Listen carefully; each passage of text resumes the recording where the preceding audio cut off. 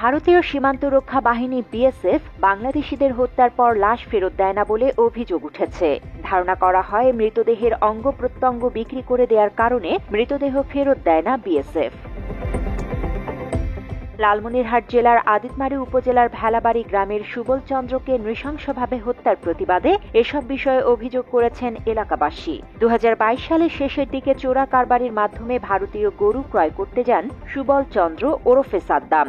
রাত আনুমানিক 2টার দিকে সীমান্ত থেকে বিএসএফ তার পায়ে গুলি করে আহত করে। পরদিন সকালে বিএসএফ সুবল চন্দ্রকে আহত অবস্থায় ভারতের অভ্যন্তরে নিয়ে যায়। বিএসএফ ঘটনার পর বিজিবির মাধ্যমে সুবলের মৃত্যু সংবাদ দেয়। তবে ওই ঘটনার 3 বছর পরেও সুবলের লাশ ফেরত দেয়নি। স্থানীয়দের ধারণা লাশের অঙ্গ প্রত্যঙ্গ বিক্রি করে দেয়ায় মৃতদেহ আজও ফেরত দেয়নি। কোনো চোখ টুক খুলি নিছে, নালে কোনো কিডনি নিছে, এই জন্য হয়তো দেয় নাই।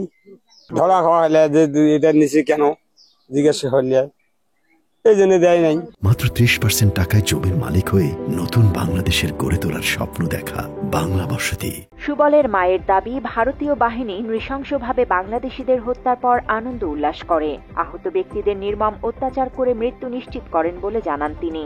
গুলি করে মারছে, মারার পর তো তাও মরে নাই, মানে রাতের 12টার সময় বলে গুলি হয়েছে।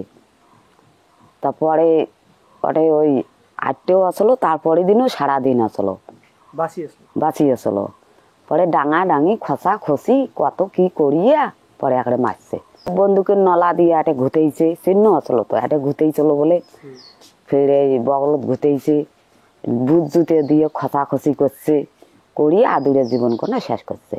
শিশু সন্তান নিয়ে সুবলের স্ত্রী মানবেতর জীবন যাপন করছেন বলে বাংলা এডিশনকে জানায়। সে সময় কান্না ভরা কণ্ঠে স্বামীর লাশের অঙ্গ বিক্রির অভিযোগ করেন তিনি। আমার স্বামীকে গুলি করে মারি ফেলেছে, বিএসএফ মারছে।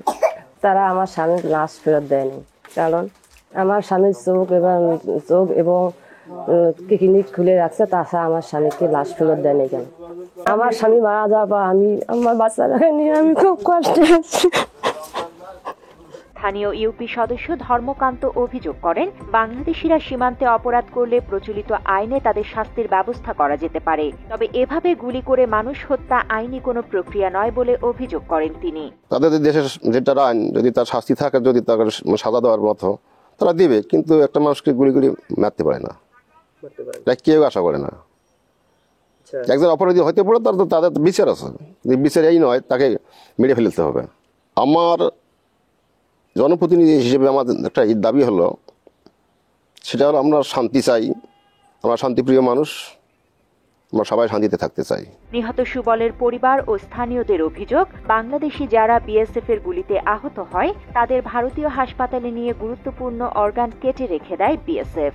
এই ঘটনা ফাঁস হয়ে যাওয়ার ভয়ে মৃতদেহ ফেরত দেয় না। স্থানীয়রা সীমান্ত হত্যা বন্ধের দাবিতে প্রয়োজনীয় পদক্ষেপ নিতে সরকারকে আহ্বান জানিয়েছেন। জান্নাতুল ফেরদৌস তমা, বাংলা এডিশন।